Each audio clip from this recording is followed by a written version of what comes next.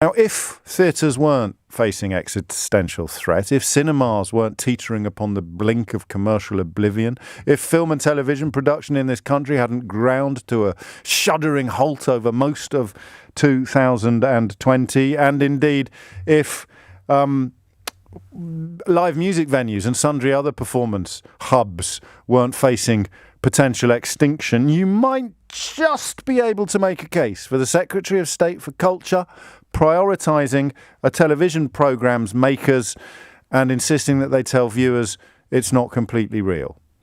However, I don't want to upset you. If I want to upset you, I will. I'm not turning into a complete pussycat at the moment, but I am conscious of unnecessary tensions and unnecessary aggressions. So it's perfectly possible that I'm missing a really important piece or a really important point here. And in order to try to work out whether I am, I thought I'd have a look at what the Mail on Sunday reported yesterday, and the reasons that were given for requiring Netflix to put a sort of health warning at the beginning of The Crown. So first up, and most obviously, if you watch it and are bang up to date on it and you have a different view from me, then you might want to record the next bit of the programme, because it's not something I'm going to say out loud very often. Your opinion is considerably more important and better informed than mine.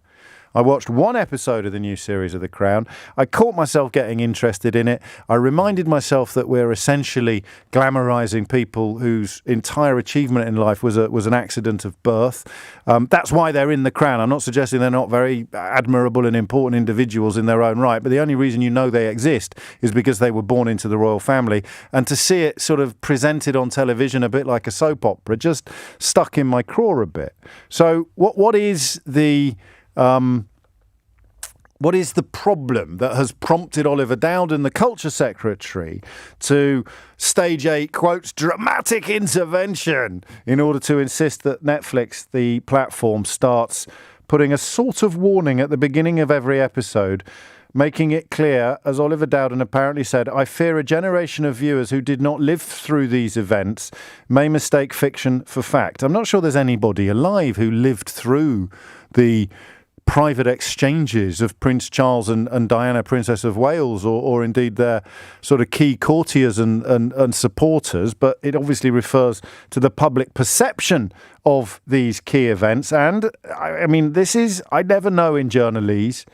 A friend of Prince Charles apparently told the Mail on Sunday on Saturday night, it is quite sinister the way that Morgan is clear. That's the scriptwriter, Peter Morgan.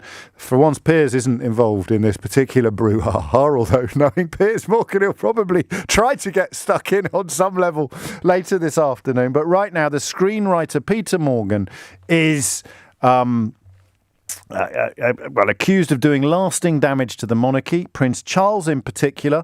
It is quite sinister the way that Morgan is clearly using light entertainment to drive a very overt Republican agenda, and people just don't see it. To which I would respond by saying, well, if you know it's light entertainment, why do you need to put a warning on it telling people essentially that it is light entertainment? Okay, that is what I want to know. And I might be able to scoff or mock or at least be befuddled by this, but I haven't watched it, so it may well be that there's a serious point I'm missing.